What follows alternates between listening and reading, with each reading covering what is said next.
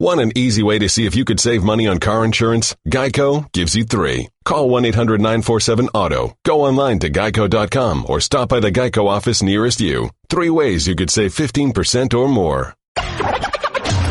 This is the Stephen A. Smith Show podcast.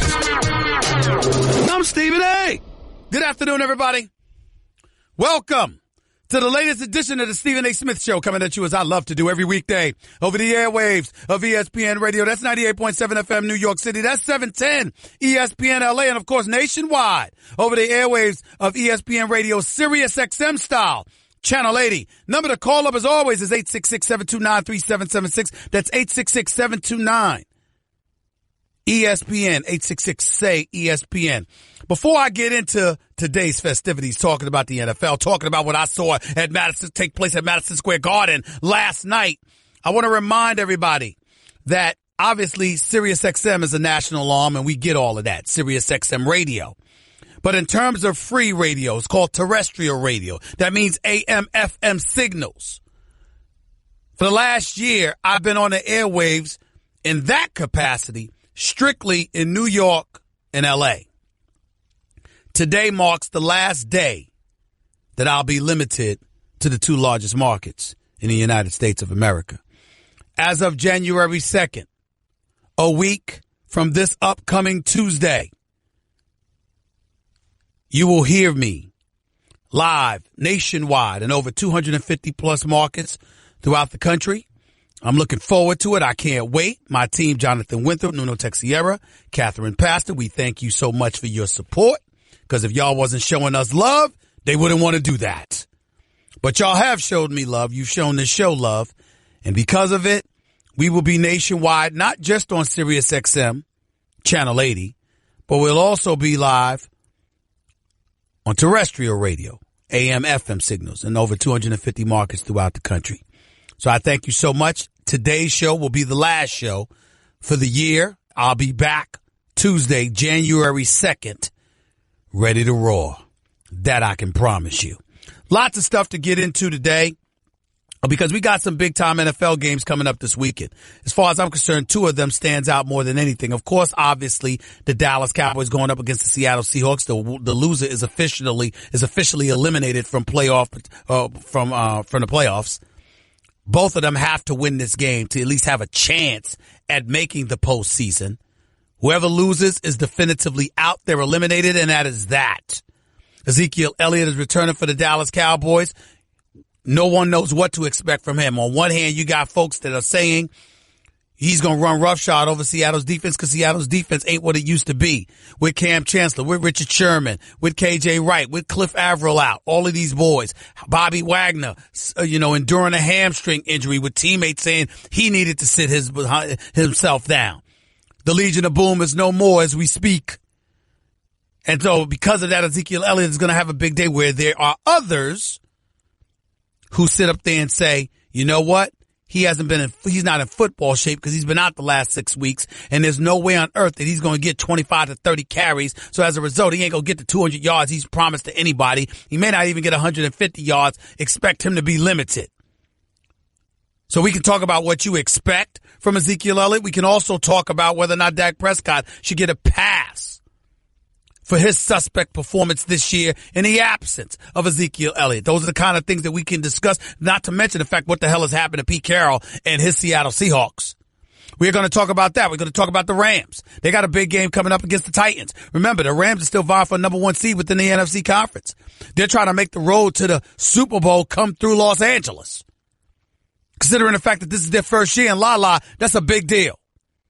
Considering the way Jared Goff and Todd Gurley and the rest of the crew is playing, that's a big deal. Considering the fact that they're the number 1 ranked offense with a top 5 defense, that's a big deal.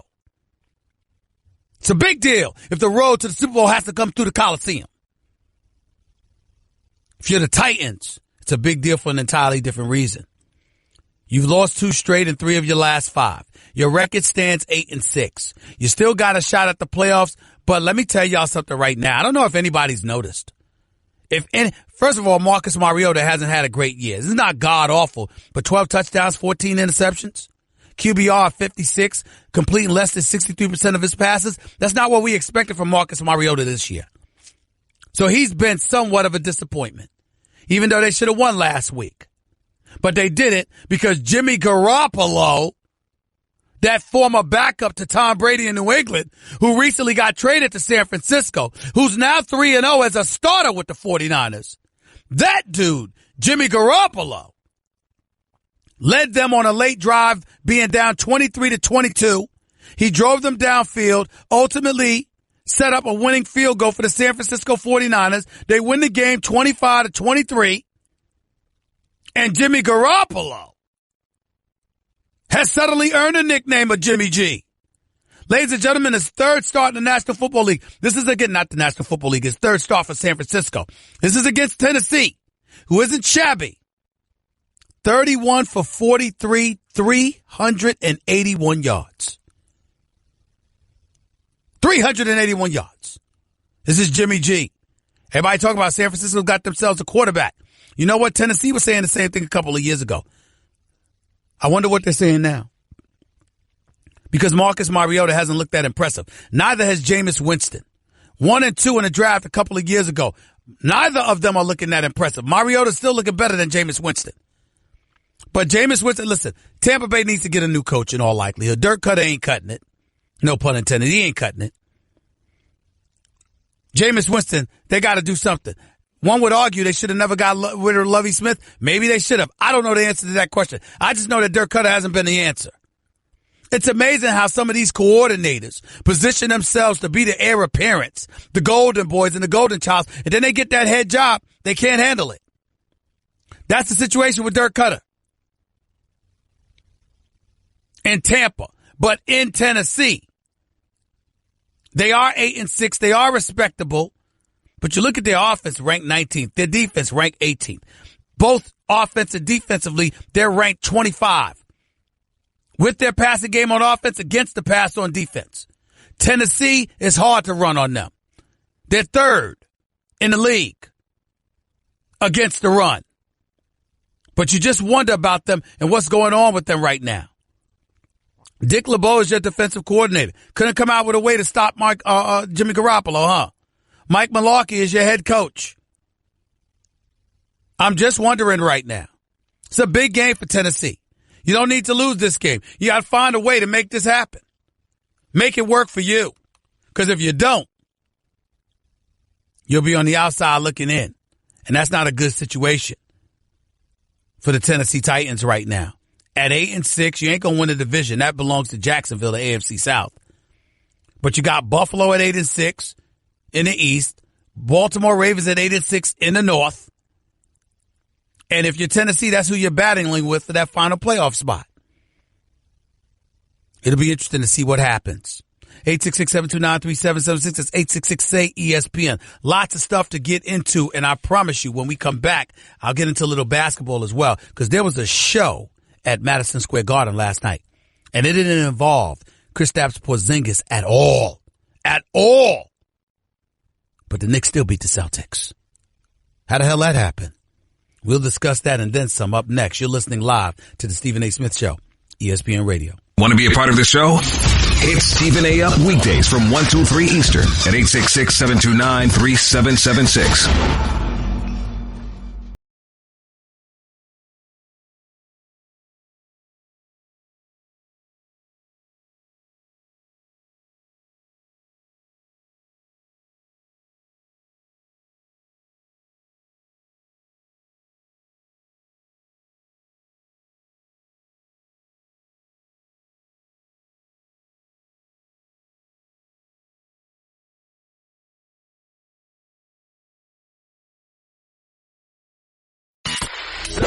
You're listening to the Stephen A. Smith Show podcast.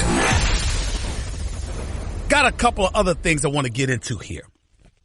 So the New York Knicks beat the Boston Celtics last night. Kyrie Irving put on the show. He dropped 32. We all know how bad that brother is.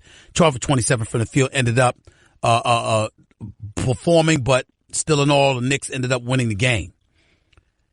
Kristaps Porzingis, the star of the New York Knicks, absent for the previous 2 games before last night, showed up to Madison Square Garden, all 7'3" of him, and shot 0 for 11 from the field. 0 for 11, 0 for 3 from three-point range, scored just 1 point, and the New York Knicks still won. There wasn't a single starter on the New York Knicks who scored more than 14 points. That was Enes Kanter, who put in another double-double with 14 and 10. And the New York Knicks still won. Do you know why they won, ladies and gentlemen? Because this brother named Michael Beasley scored 28 points in the last 17 minutes of the game. Finished with 32 points and 12 rebounds. Hit 13 of his 20 shots from the field, including a 3, which he almost never takes. And by the way, in case y'all didn't know anything about this dude, he actually shoots 52% from the field this year, and he's always been able to score. People have challenged him. Does he have the highest basketball IQ in the world? Does he know the plays, the system? Can he play within the system, et cetera, et cetera? But there's a reason why he's been a journeyman NBA player. Because you know if you need buckets, he'll give you buckets. That's what the New York Knicks have right now. This is not a matter of them being better without Carmelo Anthony. If Carmelo Anthony was there, chances are Michael Beasley wouldn't be there. And it certainly ain't about Beasley being better than Melo.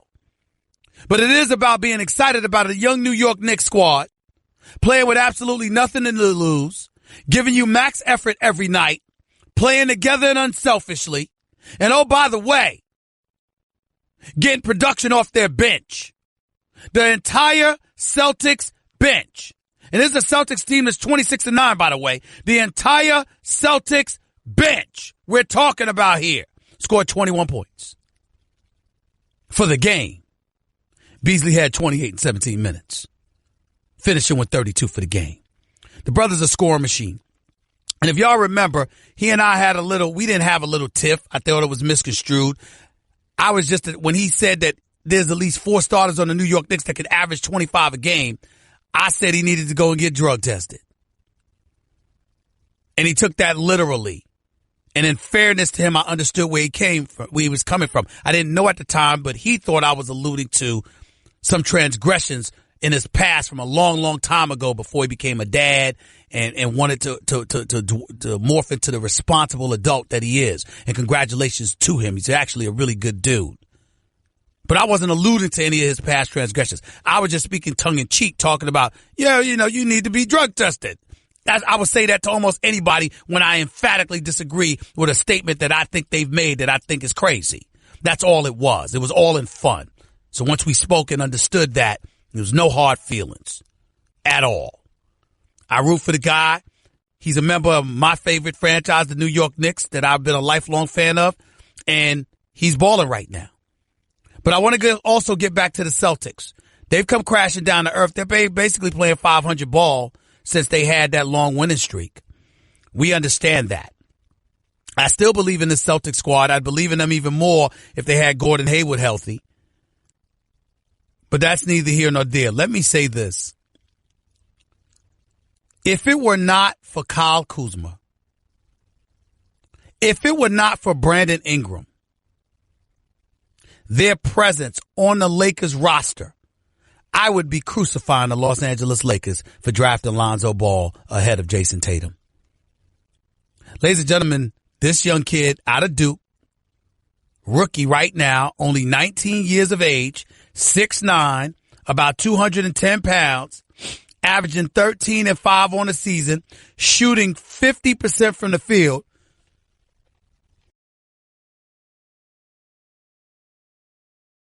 Excuse me, I had to sneeze. I apologize. I didn't want y'all to hear me sneeze. Do y'all realize Jason Tatum is shooting 49.5% from three-point range? 49.5% for three-point range. Ladies and gentlemen, this kid can play. He's hit 53 of 107 three-point shots this year. He's 6'9", and he's 19. And by the way, defends. He defends. This kid is special. I'm telling y'all right now, he's the 3rd overall pick. Drafted right behind Lonzo Ball. If it wasn't for the presence of Brandon Ingram, and I like Lonzo, and I like the way I see Lonzo coming along, and I think Daddy put a lot of pressure on him. There's no big baller brand without Lonzo Ball. Do y'all realize that? There's no big baller brand without Lonzo. Nobody would have gave a damn about LeVar Ball's big baller brand if it wasn't for Lonzo. Hyping Lonzo up, forcing the Lakers to draft him, elevated LeVar Ball, and put big baller brand into the mind's eye. If it wasn't for that, there'd be no big baller brand. Not to knock LeVar in any way. I'm just speaking fact. Not to say it wouldn't be it literally, but there'd be no big baller brand because nobody would care. You care because you know LeVar Ball, and you know LeVar Ball because of Lonzo. Period.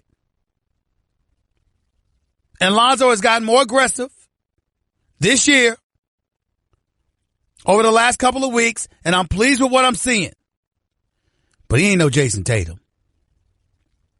Let's pump the brakes on that. Ain't no Jason Tatum here. Let's just be clear. 866-729-3776 is 866-SAY-ESPN. Pretty proud of what I saw from Beasley last night, though. Pretty proud. Got to keep my eyes on the New York Knicks while they're relevant, because you know that eventually they're going to plummet. That's just the way it works with them. It's just the way it works.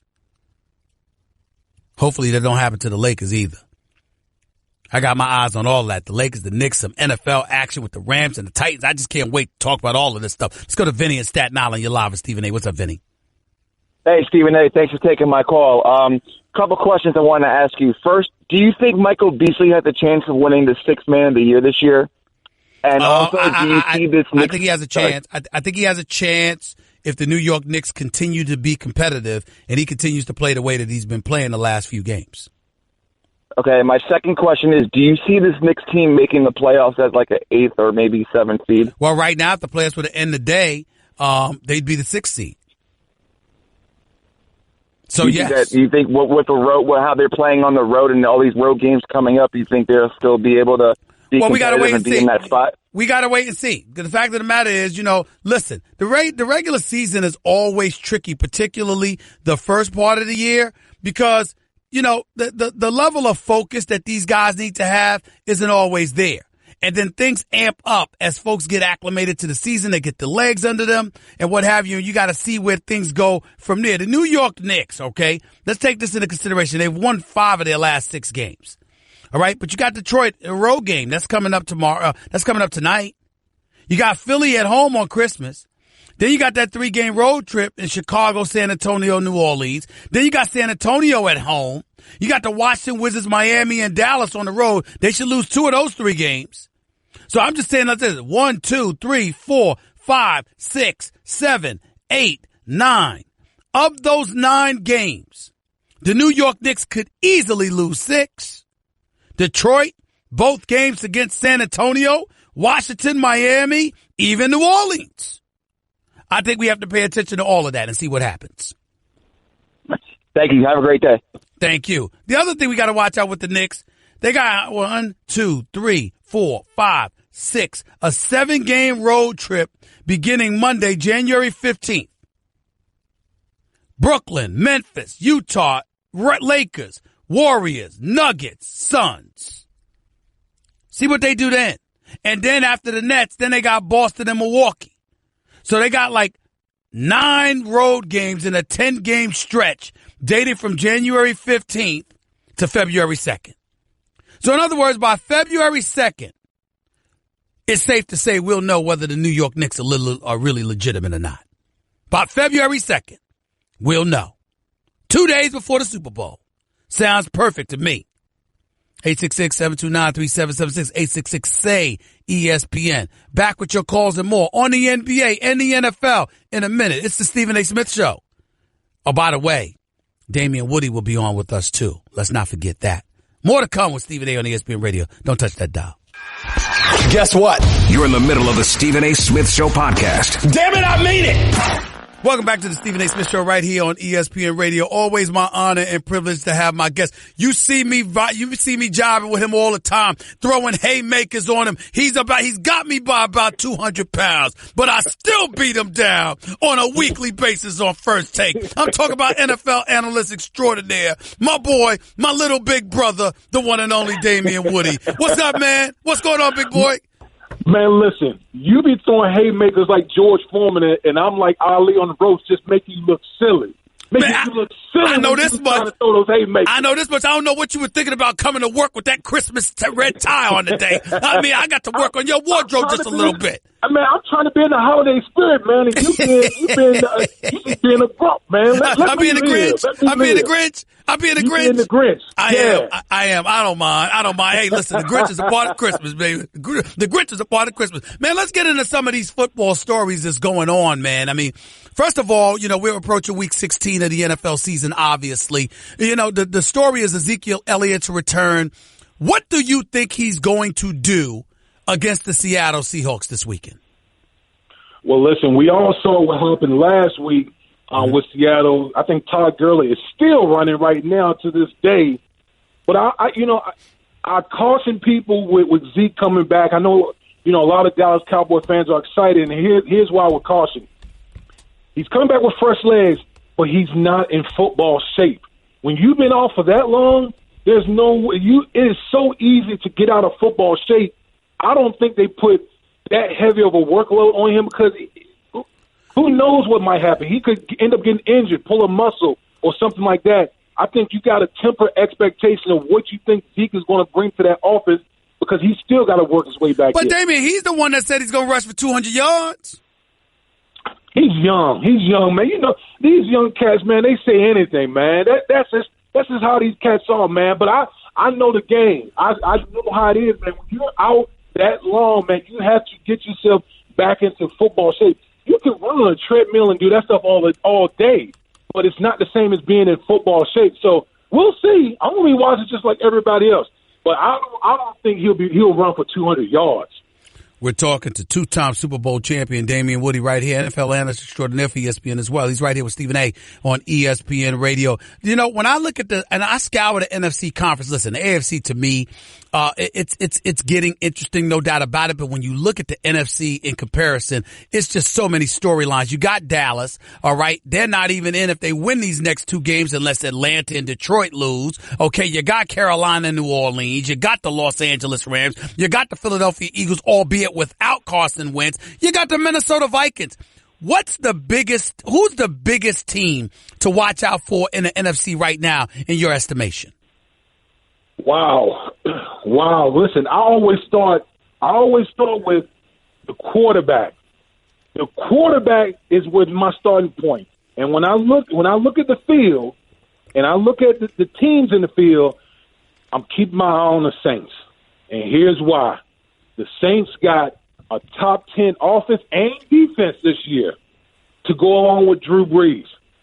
Those two boys they have in the backfield, Kamara and Ingram, they are legit, okay? And that defense, they're taking the ball away. It is very reminiscent of when they won the Super Bowl last with Drew Brees. Watch out for the Saints, man. I'm telling you, watch out. Here's my thing, though. The Los Angeles Rams have the number one ranked offense and a top 5 defense. What about them? Listen, you talking about some young bulls. Those boys, they're young. They don't even know. It's how when you're young, you don't even know how big the moment is. And I think that's what the Los Angeles Rams are. They went into Seattle, one of the hardest places to go out there and win, and they literally beat the brakes off of the Seahawks. But that's my point. Doesn't that make them an even bigger threat than New Orleans? Like I said that my first point is the quarterback. If you had to play one game, who are you choosing between, Jared Goff or Drew Brees? Fair enough. But then I could come back at you and say this and ask this question to you. What about Cam Newton? Because with Carson, in Minnesota, you got Case Keenum. In Philadelphia, you got Nick Foles because Carson Wentz went down. I understand you got Drew Brees. Matt Ryan is the reigning league MVP, but then there's also a former league MVP in Cam Newton who with Carolina who's been balling itself. What about them? Isn't that why you said the NFC is so intriguing? Look at all the teams. I could put all those teams in a basket, and you couldn't be wrong either way because all those teams are good. They got good defenses. They can score. The quarterbacks are playing at a high level. So it's like you can't go wrong. I went with New Orleans because I love the improvement defensively. They got 2 stud running backs, they got receivers, and they got a Hall of Fame quarterback in Drew Brees. That's why I went that direction. We're talking to Damien Woody right here with Stephen A. on ESPN Radio. Let's transition to the AFC. I was very disgusted with the Steelers' loss. I know that they got jobbed by the officials, that bogus call against the Steelers that nullified a touchdown from Big Ben to Jesse James. Your fandom coming out, Stephen A. I'll be the first to admit it. But I will say this, Damien Woody. The bottom line is, before that, they gave up 3 straight catches of 26, and 17 yards to Gronk from Brady, plus the 2-point conversion to Gronk after Deion Lewis ran in for a touchdown. Not to mention the fact that, again, you've got a secondary in Pittsburgh that seems ill-equipped to stop Brady when it really, really counts. So is the AFC really about New England, or is there some other team that we need to watch out for, whether it's Pittsburgh, Jacksonville, Kansas City, or anybody else? Listen, if the road is going through Foxborough, it's going to be awfully hard. Now, I said the one team equipped to beat New England in Foxborough is the Jacksonville Jaguars. What? It's the Stephen A. Hear me out. Now, I'm not saying they will, because the issue I have with Jacksonville is the quarterback. That's the one position that I look at. It's too lopsided. Even though Blake Bortles is playing pretty good football right now. But listen, with the Jacksonville Jaguars, they got the best defense in the league.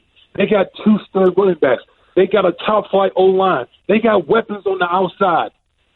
This team is built to go anywhere and ball against anyone. The question is Blake Bortles. That's it. That's it with the Jaguars. What do you mean that's it? Like that's a small thing. It's the quarterback. That's a big question. That's a big question mark. I'm not saying it's not a big deal. But what I am saying, anyone who's been watching the Jacksonville Jaguars, and I get it, they're in a smaller market. But Blake Bortles has been playing well the past 3 weeks to a month now. If he continues this, nobody wants to play the Jaguars. I can tell you that right now. He's been completing like 70% of his passes over the last 5 or 6 weeks. He's been very, very good. But I like the Jacksonville Jaguars as well. They can't be underestimated. But they're another young team that really doesn't know what these moments are all about. And that's what I hold against them, particularly if they have to go on the road. Who has to be more leery of them right now, New England or Pittsburgh? Because Pittsburgh, to me, can't afford to lose another game. Because if they do, then Jacksonville will have the 2 seed in the AFC instead of Pittsburgh. What are your thoughts about that? Well, listen, Jacksonville already beat Pittsburgh head-to-head in Pittsburgh. It's not like they're scared to play Pittsburgh. They've already beaten them in Pittsburgh.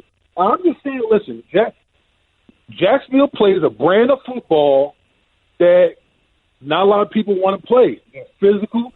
They're athletic everywhere. They got athletes everywhere. The biggest question is Blake Bortles. Are we going to keep seeing the same Blake Bortles we've been seeing the past few weeks? If we do, watch out for the Jaguars. Now, that's all I'm going to say. My last question to you is this. You're a 2-time Super Bowl champion. You won those Super Bowls with the New England Patriots. Yes, we know what Tom Brady can do and what he has done and what he's continuing to do thus far this season. But I have noticed in the Bay Area that Jimmy Garoppolo is undefeated in San Francisco, 3-0 as a starter, and you watch him lead that team, is something special. As you reflect on it, do you think the New England Patriots did the right thing by letting go of Jimmy G, or did they make a mistake by letting him go because they want to continue to place their faith in a 40-year-old superstar quarterback in Tom Brady?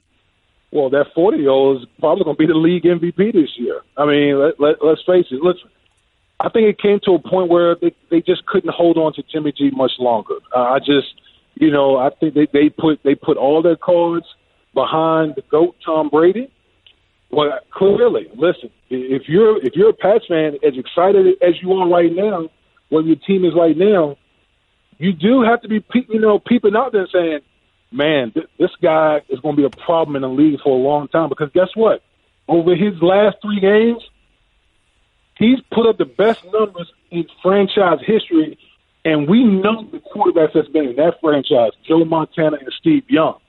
Those guys haven't even put up the type of numbers that Jimmy G has put up. So I've always said momentum at the end of the season can propel you the next season. Watch the Niners next year. They're picking high, but they're finishing this season out strong. They're going to be a team that we're going to have to look at next and be like, this team is going to be in the mix in the NFC West next year. Gotcha. Damien Woody, always appreciate you, buddy, man. I'll holler at you later. Merry Christmas, big boy, and I'll see you soon. All right, Merry Christmas, my man. All right. The one and only Damien Woody right here with Stephen A. on ESPN Radio. 866-729-3776 is always the number to call up. That's 866-SAY-ESPN. You heard what he had to say. You'll hear what I have to say in response, and then some. Stick around. Don't touch that dial. You're listening live to the Stephen A. Smith Show, ESPN Radio. Give Stephen A. piece of your mind. He is sorry. Call him weekdays from 1 till 3 Eastern. I mean, just trash. At 866-729-3776. Blue Moon is brewed with Valencia orange peel and a touch of coriander.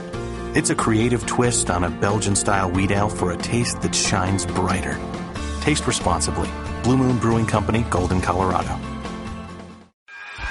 Guess what? You're in the middle of the Stephen A. Smith Show podcast. Damn it, I mean it. Thanks again to Damien Woody, NFL analyst extraordinaire, for coming on the show with us. Talking about a slew of NFL games scheduled to take place this week. And we'll get more into those games. Two biggest games, like I said, LA Rams versus Tennessee Titans. And, of course, Seattle Seahawks at the Dallas Cowboys. Potential playoff berth on the line. The loser is eliminated. One of the other things I failed to mention is our colleague here at ESPN, the one and only Mr. Louis Riddick, was interviewed by the New York Giants yesterday afternoon for their general manager's position. Let me say this about Louis Riddick. I've gotten to know Louis Riddick working at ESPN with him over the past couple of years. He is smart as a whip, as astute as they come. He's poised. He's got tremendous leadership capabilities. He knows the game of football inside and out, and his integrity is not to be questioned. He cares about the NFL product. He cares about the NFL brand. He understands the responsibility that comes along with being an executive in a National Football League, and it means the world to him. I don't know how interested he is in the New York Giants job any more than I know how interested the Giants are in him being the new general manager for that franchise. But there's two things that I'm incredibly confident of when it comes to Louis Riddick. A, he'll know what he's doing. And B, no one will care more. I'm talking about uplifting the franchise and doing what it takes to put a winning product on the football field. I'm not saying Jerry Reese didn't try. I'm not saying Ben McAdoo didn't care, although I wonder about him sometimes, or wondered about him sometimes. But I know Louis Riddick, and I've talked to him on many, many occasions, long before he was ever a candidate for the general manager's job with the New York Yankees, with the New York Giants, I'm sorry. I know why I said the Yankees. Giants. And I'm telling you, I hope that he wants that job badly, and I'm hoping that the Giants want him badly. It ain't just about drafting. It's also about free agency. It's also about making deals and trades. It's also about establishing a culture that players want to be a part of. And it's also about being wise enough, smart enough, and eloquent enough to be the face of a franchise in the media capital of the world when it comes to talking to the media all the time. Not that GMs have to talk every day, but you got to be a face. You see Louis Riddick on TV. And in case you may have forgot, which I sincerely doubt you have, turn on NFL Live. Turn on NFL Countdown on Sunday mornings. Look at this man do his work. Watch the NFL draft over the last couple of years. Watch this man work. He's special. He's special. For all you Giants fans out there looking for a GM that's capable and gifted and knowledgeable Who cares? Louis Riddick's your man. Trust me on that. Louis Riddick is your man. 866-729-3776, 866-SAY-ESPN. Back to the calls we go. Let's go to Matt in Rockland County. You're live with Stephen A. Talk to me, man. Hey, Stephen A. How you doing? I just got a question for you. As the rules are currently constituted with the catch regarding to the Steelers-Patriots, how are you going to say it's a ridiculous call when that's what the rule is? Well, because I hate the rule. I know it's the rule, and I acknowledge that it's the rule. Just like it was the rule with Des Bryant. I still thought it was a bogus. I think it's a bogus rule. Because for me, when you catch the ball with the outstretched arms, you pull it in and you move with it in complete control of the football, especially if your knees are already down. To me, it should be a catch. But I do understand that it's the rule. I'm just saying to you, it was a ridiculous rule. That's my position. I agree with you with Louis Riddick. I think it would be a good fit for the Giants. Okay.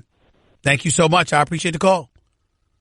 Look, man, you're the New York Giants. First of all, understand, Geno Smith, when he was the backup and he got a start against Oakland Raiders this year, first time a black quarterback threw a football as a starter for the New York Giants in franchise history.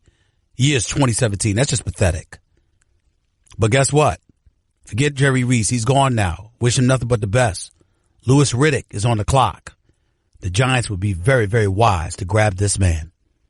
Hour number 2 up next with Stephen A. on ESPN Radio. That's just a sample of what you'll hear on the Stephen A. Smith Show. Weekdays at 1 p.m. Eastern on Sirius XM Channel 80 and the ESPN app. Want an easy way to see if you could save money on car insurance? Geico gives you 3. Call 1-800-947-AUTO. Go online to geico.com or stop by the Geico office nearest you. 3 ways you could save 15% or more. This is the Stephen A. Smith Show podcast. I'm Stephen A. Hour number 2 of the Stephen A. Smith Show here with you for the next hour over the airwaves of ESPN Radio. Sirius XM Channel 80. Number to call up as always is 866-729-3776. That's 866-SAY-ESPN. As I announced at the top of the show, really wasn't an announcement. It was more of a reminder. Today, December 22nd, 2017, is my last show of the year. I'll be back January 2nd, 2018. That's a week from this upcoming Tuesday. At which time, upon my return, even though we're on Sirius XM, which is nationwide, on free radio called terrestrial radio, that's AM, FM signals, I've only been on in New York and LA for the past year. As of Tuesday, January 2nd, about 11 days from now, I will be on in over 250 markets across the country. The Stephen A. Smith Show will officially be nationwide, not just on Sirius XM satellite radio, also on terrestrial radio, AM, FM dial, and an ESPN station near you. On behalf of Jonathan Winthrop, Nuno Texiera, Catherine Pastor, I want to thank everybody out there for our support, for your support towards the Stephen A. Smith Show. It is greatly appreciated. You know I feel this way. This is not my show. This is our show. I'm just the ringleader, pulling the strings, making sure that I breathe fire and I bring the rain all at the same time every weekday that I'm on the airwaves. So I just want to let you know my sincere gratitude to all of you for listening and supporting the show. I sincerely hope that it will continue so we can grow and shine together. That is the intent. I'm incredibly grateful to it, and I'm doing everything that I can to make sure I'm in the best of health, God willing, so I don't let you down. And so that's where I'm at with it. Again, today is my last show of the year. I'll be back January 2nd, and upon my return, not only will I be on Sirius XM nationwide, I'll also be on free terrestrial radio nationwide and an ESPN station near you in over 250 markets throughout the country. I expect it, intend for it to grow from there. There's more markets than even that to capture. And I'll be after everything.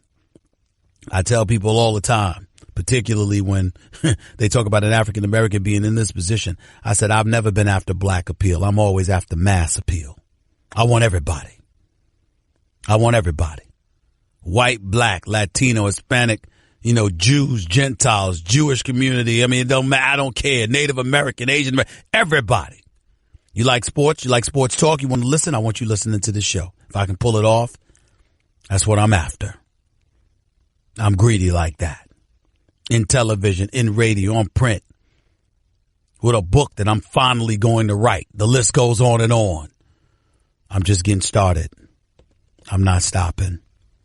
2018, here I come. 2017 obviously has been an incredibly, incredibly rough year for yours truly. The greatest woman that I've ever known, my mama, passed away. It's been a really, really tough year, to be quite honest with you. I can't wait till this year's over. It's not going to be the greatest holiday season for me, but as long as it's great for my loved ones, I'm fine. But 2018, as ambitious as I've always been, it's nothing compared to how ambitious I intend to be. I am going for it. And I just wanted everybody to know, and I wanted you to jump on board and let's all go for this ride. Today, December 22nd, our very, very last show for the year. As is, come January 2nd, nationwide, everywhere, on Sirius XM as well as terrestrial radio. The Stephen A. Smith Show, 1 to 3 p.m. Eastern Time. Check your local listings and buckle up. 866-729-3776. That's 866-SAY-ESPN. Want to go through a slew of these games because some of these games matter to me, some of these games do not. I'm going to keep my eyes on Baltimore and Indy because Baltimore is still in the playoff race. They play Saturday at 4:30. And I'm quite surprised. I didn't expect Baltimore to have this good, a decent year because I don't believe in Joe Flacco. John Harbaugh, though, once again, has done a good job. This defense, you keep wondering when it's going to be over for Baltimore, but they're still relevant. They're still relevant.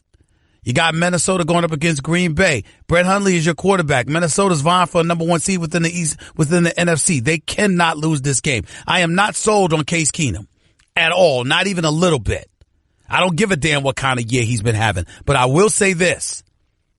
Minnesota is going to be pretty damn tough to beat if the road to the Super Bowl has to go through Minneapolis. That I can tell you. Somebody better recognize that. Somebody had better recognize that. Tampa, Carolina, there's 2 storylines there for me. Cam Newton at 10-4, trying to fend off New Orleans to win the NFC South. And the other is Jameis Winston and how disappointing of a season this has been for Tampa Bay. Got the coach he wanted. Former offensive coordinator when Lovie Smith was there. Suddenly Lovie Smith is out after 1 year and Dirk Cutter's the new man in charge. It's amazing how guys ingratiate themselves with the powers that be, trying to convince everybody they're the ones more worthy of the job than their predecessors and their superiors, and then they get the job and wet the bed. I'm not saying Dirk Cutter did anything on purpose. I have no knowledge of that. What I am saying is that he succeeded Lovie Smith prematurely in my estimation and has shown so that he was not worthy because Tampa Bay has stunk since.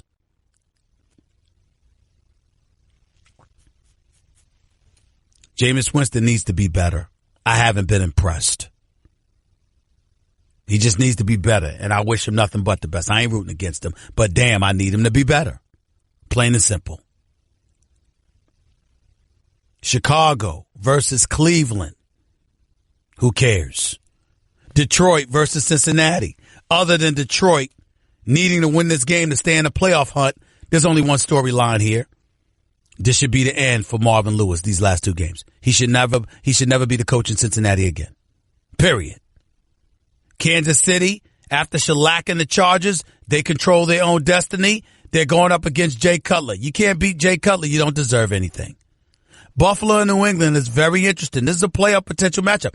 Buffalo hasn't been in the postseason since Lord knows when. I mean, my God, it's been pretty bad for the Buffalo Bills. I mean, have you seen this franchise? Have you seen their level of ineptitude? When are they going to get it together? You got Shady McCoy, one of the best running backs in football. What you going to do? Inquiring minds want to know. I know I do. The last time the Buffalo Bills actually made the playoffs was in 1999. It's been 17 years. Ladies and gentlemen, I had an afro 17 years ago.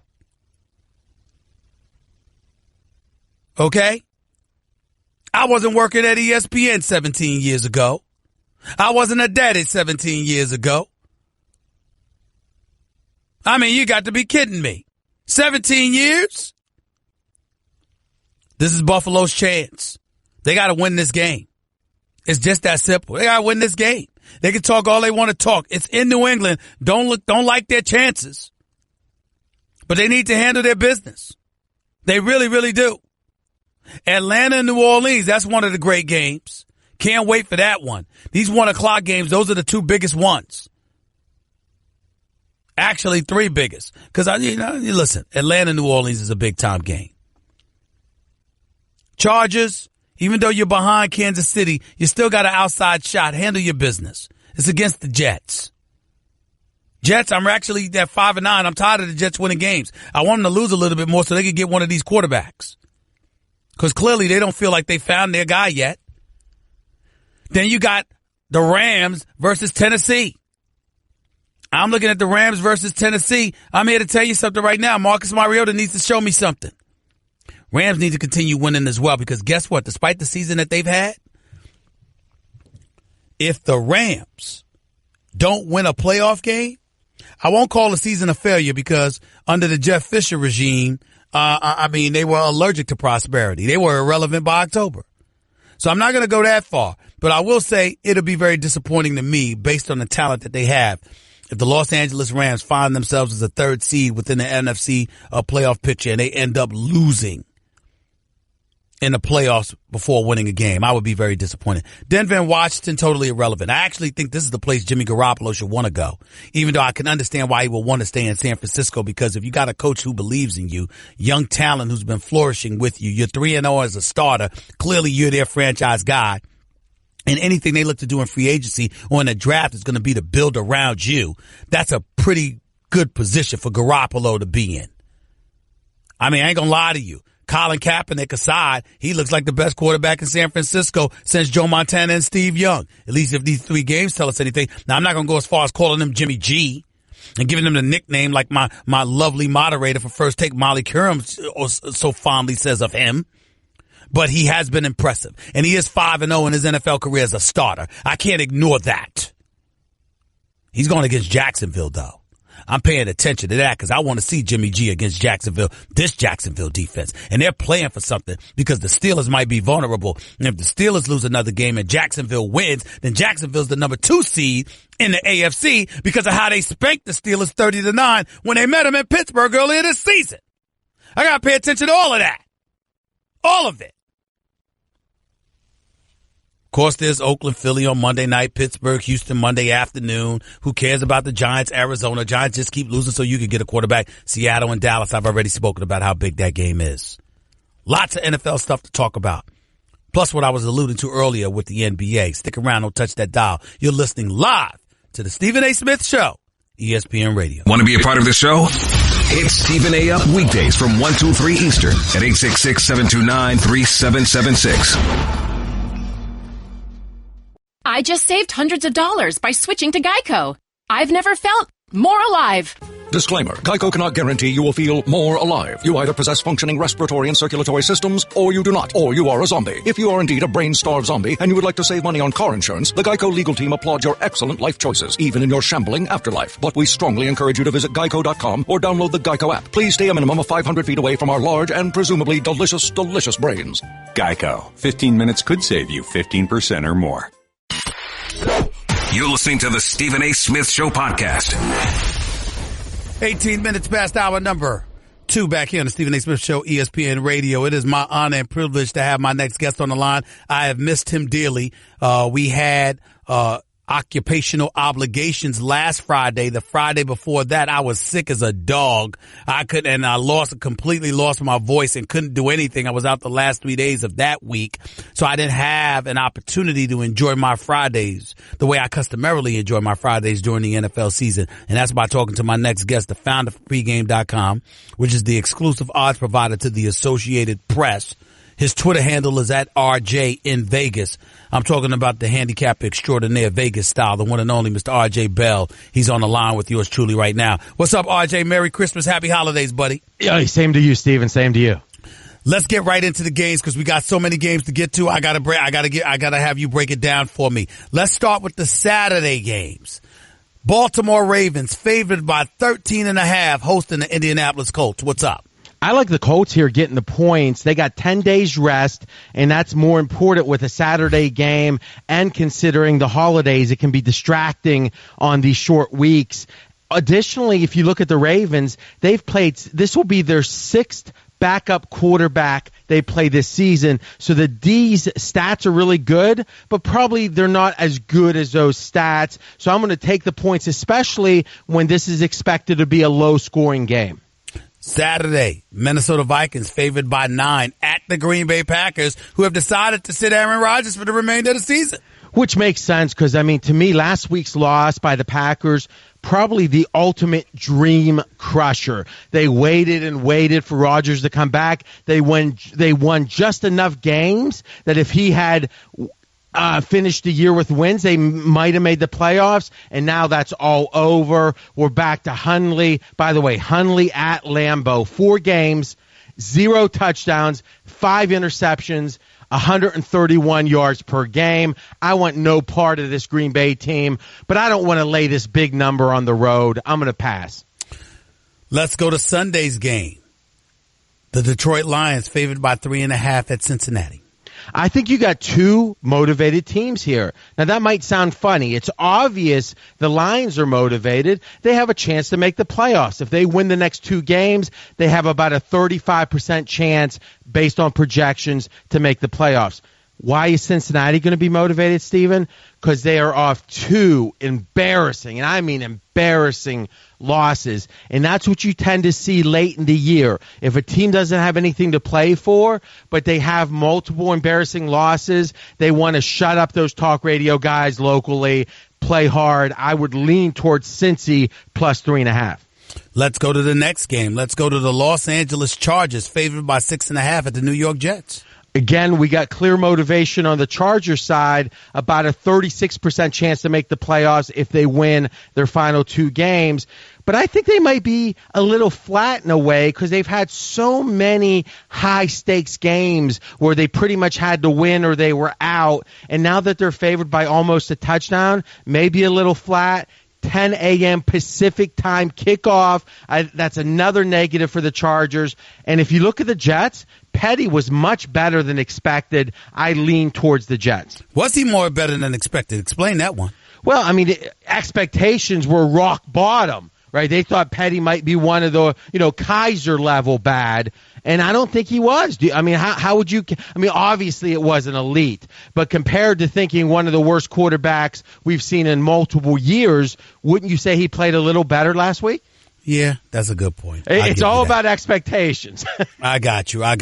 Los Angeles Rams favored by 7 at the Tennessee Titans. I think this is a big game. Yeah, I love the Titans. I've bet the Titans here.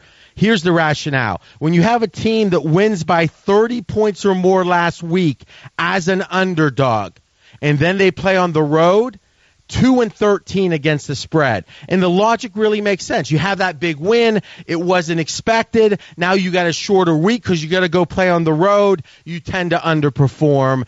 Another reason I like the Titans here, if you would have bet this game last week, a week early, Titans were only +3. Now they're +7. All of that extra value is because now everyone has fallen in love with the Rams. You know something? The scoreboard looked mighty good last week, but their longest drive, the Rams last week, was 47 yards against Seattle. I give them credit for the score, but maybe it wasn't as impressive as it seemed. Is that your way of saying that the Rams could be a fluke? Not a fluke. I think that they're one of the 5 or 6 best teams. in the league. Now, though, Stephen A., the talk is, and I'm sure you've heard it, could they be the best team? And I don't think they're close to the best team. I think they're in that second tier. I like the Titans. Chicago Bears favored by 6.5, hosting the hapless Cleveland Browns. You know, we've been doing this for years. This is the stat that might be the most amazing. Hugh Jackson's last 35 games as an NFL head coach, on Christmas Eve, he's 2-0. Any other day of the year, he's 0-33. And wow. By the way, this game is on Christmas Eve, so the trend says go with the Browns. I do like the Browns here. There's one, obviously getting the 6.5. There's one more trend. In the John Fox era, Chicago has been favored 7 times, 0-7 against the spread, and they lost every one of those games as favorites. Vegas said 7 times you're supposed to win.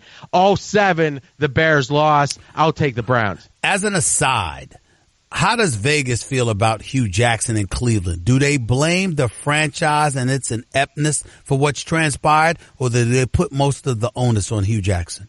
I'll be honest. Up until the middle of this season, I would say Vegas was optimistic, was a thumbs up with Hugh Jackson because he did such a good job with the Bengals. I mean, if you look at and obviously as the OC, right? Yep. But now it's just continued, and they've lost so many games. Quite frankly, they should have won. There's real clock, maybe not so many, but multiple. There's real clock management problems, it seems. So I think Hugh Jackson has trended down to be a negative in the eyes of Vegas.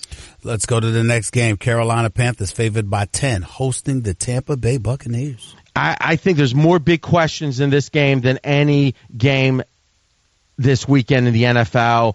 How much of a distraction is the ownership situation going to be for Carolina, especially with Cam, a very emotional player, I think most would agree, and it would seem he backed the owner at various times. Is this a distraction? On the other hand, Tampa Bay, off a Monday night game, they played hard, short week though, but they're more banged up than ever. Right now, this Tampa team this week, one of the most banged up teams of any this season. I don't know what they're playing for. I think Coach Cutter's out the door, so I'm staying away. Too many questions on both sides.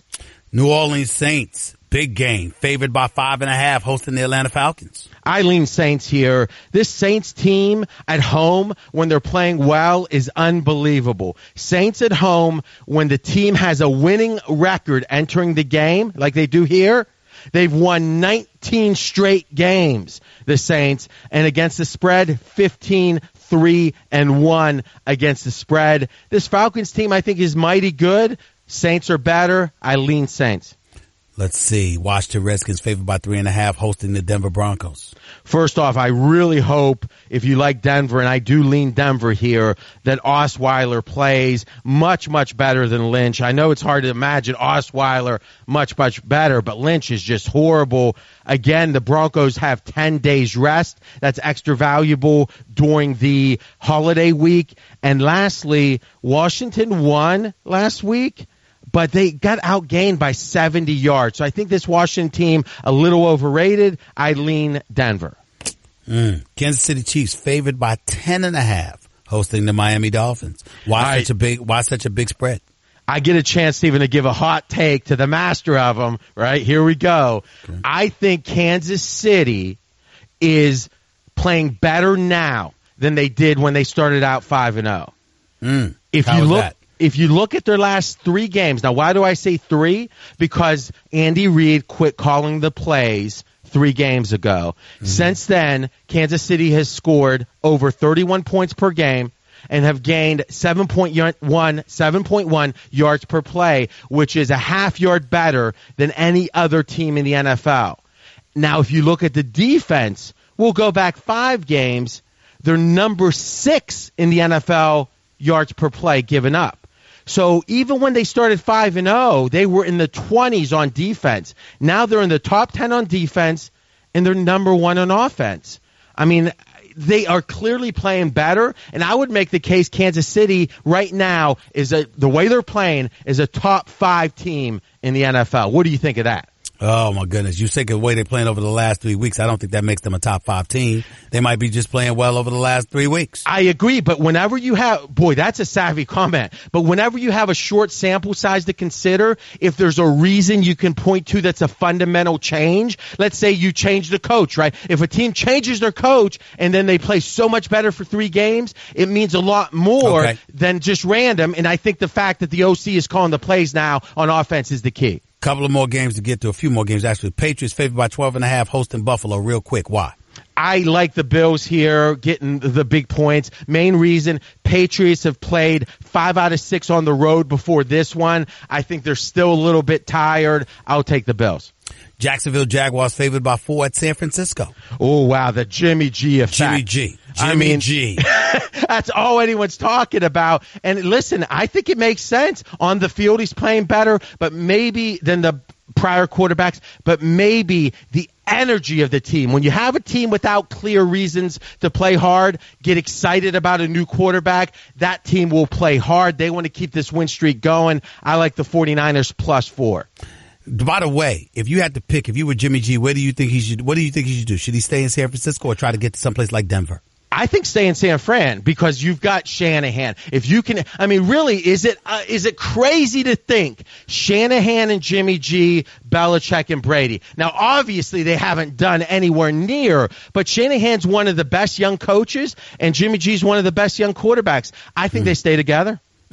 Arizona Cardinals favored by 3.5, hosting the New York Giants. I'll keep this one simple. I question the Giants' motivation here. They're off of a Dallas game they wanted to win and an Eagles game they wanted to win. They lost both of them, and now what are they really playing for against Arizona? Arizona's coach is disciplined. He'll probably, even though they have nowhere to go, have them playing hard. I'll go with the Cardinals. Cowboys favored by 5, hosting the Seattle Seahawks. I think this is the value game of the day. This line opened at 2.5. It's up to 5. What's the difference? Everyone's talking about, Seattle, they're yapping amongst themselves. Is there locker room trouble? Maybe so, maybe not. But this line has gone up way too much. And by the way, check this out. If Dallas wins their next 2 games, their chance to make the playoffs is 29%. If Seattle wins the next 2 games, their chance to make the playoffs are 34% better. So the idea that Dallas is motivated and Seattle isn't doesn't make sense. I've already bet Seattle +5. Pittsburgh favored by 9 at Houston. I think this is clearly the Texans here. There was no team worse than a Mike Tomlin team as a big road favorite. They let down more than any other, and this is a tired Pittsburgh team. Cincinnati, that war on Monday night, then Baltimore, then New England. If there's any time they're going to be a little bit of a letdown, it's this game. Texans +9. I like it. Philadelphia Eagles favored by 9, hosting Oakland Raiders. Here's the key to this game, Steven, is the Raiders very easily could be eliminated by the time this game is played on Monday because they actually have, if Kansas City wins or if Buffalo wins or if Tennessee wins, Oakland's eliminated. So I'm going to wait until one of those 3 teams win, and then I'm going to lean towards the Eagles. Always appreciate you, buddy. Thanks so much. Looking forward to talking to you in the new year. I won't be here, obviously, the next Friday because I'll be on vacation before the new year. But happy holidays. Happy holidays to you and yours, buddy. Take it easy. The one and only RJ Bell right here with Stephen A. and ESPN Radio, 866-729-3776, 866-SAY-ESPN. Your calls and more. Back in a minute with Stephen A. on ESPN Radio. Guess what? You're in the middle of the Stephen A. Smith Show podcast. Damn it, I mean it! Turn that music down, please. 38 minutes past hour number 2 back here on the Stephen A. Smith Show.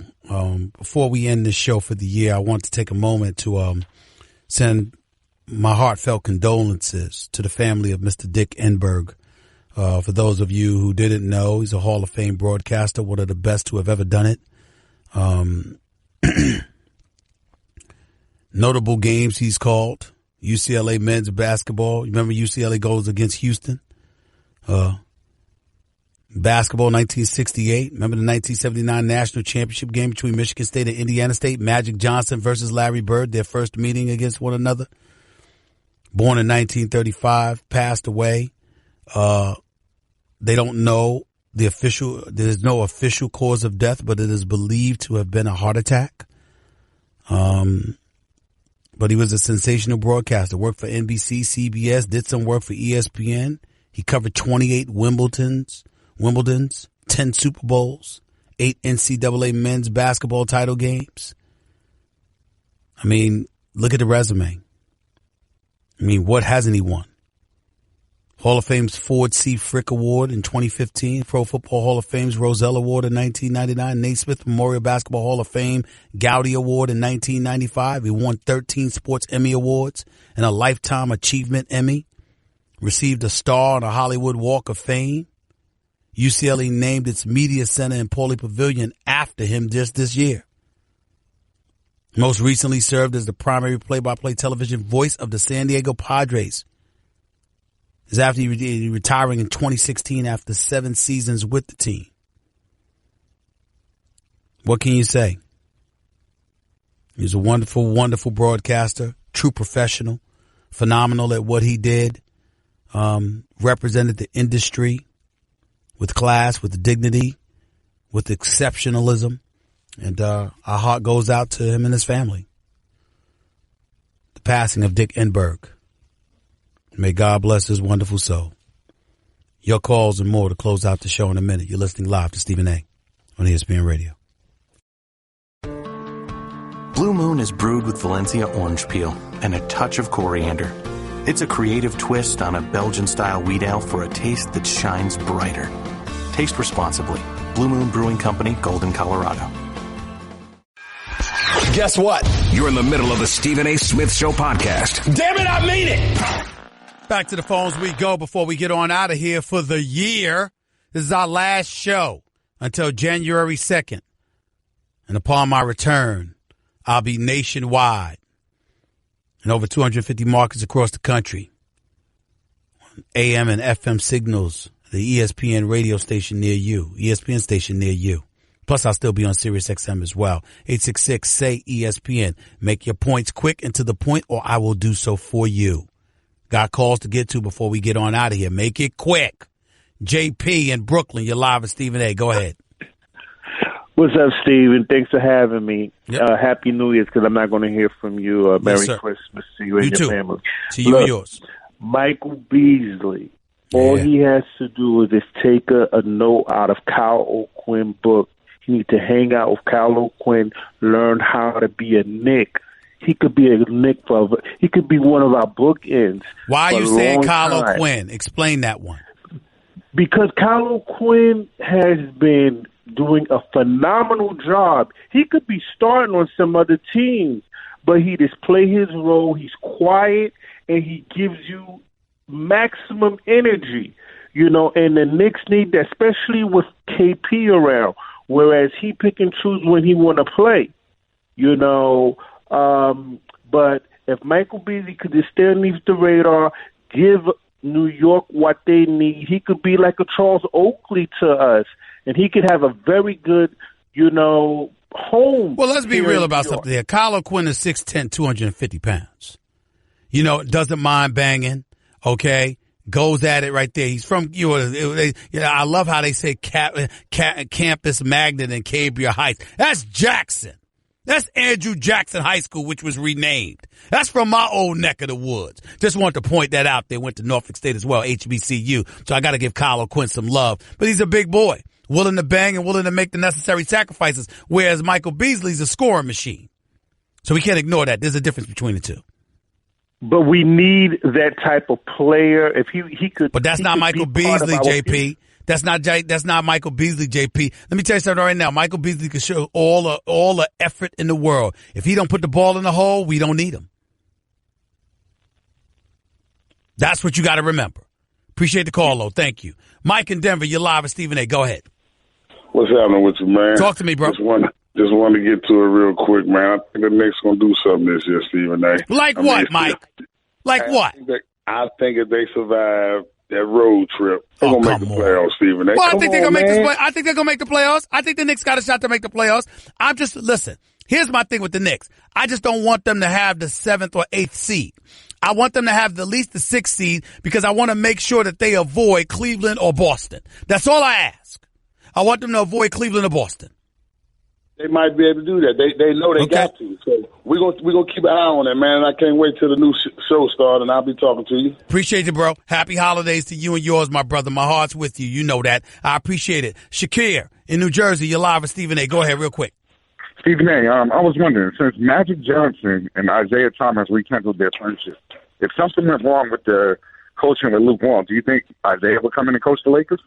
I doubt it. I don't think you want Isaiah to coach your team. I think when you look at Isaiah Thomas, he's got bigger aspirations. Isaiah Thomas would like to own a team. He'd rather be an executive. It's not that he doesn't like coaching. He just wants to be in the game. He wants to be relevant on that level. When you talk about Isaiah Thomas, he's a president of basketball operations kind of guy. Now, obviously, he didn't do the greatest job with the New York Knicks. That was a lot of personal stuff that was going on. Not just the whole sexual harassment thing. His mother had passed away, Stephon Marbury. It was a pain in the neck to him, and he was moving right around the corner and living behind his house and stuff. And I'm not knocking Stephon Marbury or anything like that. I'm just saying how Isaiah Thomas felt at the time. So you got to take all of those things into consideration. And then at Toronto, you were trying to be an owner, but it was in Canada, and there was so much stuff that went with it before after you brought up the CBA. I mean, it's just all of that stuff that goes on. And I think Isaiah Thomas is far more interested in proving himself on that level before he thinks about coaching again.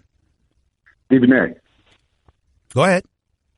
Do you think that – what was my question? I lost track that fast. Do you think the NBA will ever go to, like, the straight 16 teams in the NBA, like, not for the conference? No, I don't think so because of the distance. You can't have Boston and L.A. One's a 16th, one's a number 1 seed, and they're playing first-round games against each other flying across country. That ain't going to work. I think that's a pipe dream. It's not impossible, but in my estimation, it's a pipe dream. I appreciate the call. Rodney in Brooklyn, you're live with Stephen A. What's up? Yes, Steve. It's Ronnie in Brooklyn. That's what I said. How you doing, Rodney? Go ahead. Listen, I was driving home from work and I couldn't believe my ears. You were talking to Damien Woody and you referred to Garoppolo as Jimmy G. My question to you, is it official? Does he have a nickname? No, it's not official yet. I need to see more than 3 games for the San Francisco 49ers. I will say this though, if he destroys Jacksonville this weekend, I might have to reconsider. Okay, now I want you to play GM for the Knicks. What moves would you make coming up, or would you keep the team intact as it is, or if any? You know what I need if I'm the New York Knicks? You know what I would? Can I tell you what I would have done because it's past tense? Can I answer it that way? So I would have grabbed Eric Bledsoe from Phoenix instead of holding on to Ntilikina. Ntilikina is long, he can defend, but damn it, I would have grabbed Eric Bledsoe. Yes.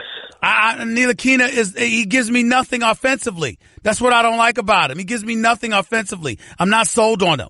I'm really not. But I got to run. I appreciate the call. Merry Christmas. Happy holidays. Marco in Queens. You're live with Stephen A. Go ahead. Hey, Stephen A. Very nice to speak with you. Happy holidays. Happy holidays. Go ahead real quick. I came 8 years ago from Italy here, and I fell in love with Rex Ryan and his team. And his bravado specifically. I wanted to ask you, along with hoping a quick retirement of Tom Brady and Bill Belichick, what do the Jets need to hope for the future? They got to find a quarterback. That's simple. Jets' priority should be finding a quarterback. If the Jets can get their hands on a bona fide quarterback, somebody that can if you got your hands on a Deshaun Watson caliber, which, by the way, they should have drafted. Love this kid Adams out of LSU. Love him. Your safety spot. But you always going to find somebody on defense. You can't find a quarterback every day. Could you imagine Deshaun Watson in a Big Apple? They should have grabbed him. Quarterback's the answer to the question. Got to go. Zach, you're live with Stephen A. You got 30 seconds. Go.